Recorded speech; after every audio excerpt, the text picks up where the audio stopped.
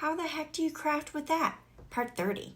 Struggling to add a touch of opulence and luxury to your projects that will leave a lasting impression? I've got you.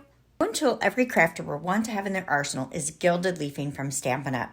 Gilded details instantly catch the eye and create a memorable impression, whether you're making cards, home decor, or gifts. Gilded leafing adds a unique and captivating element to your creations. While gilded leafing may be used in combination with a variety of adhesive products, my favorite way to apply gilded leafing is with a heat and stick powder.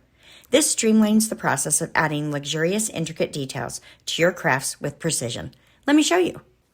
Stamp any image you have in your crafty stash with Versamark ink and sprinkle on some heat and stick embossing powder by Stampin' Up. Heat the powder with your heat tool just until the powder melts to create a sticky surface.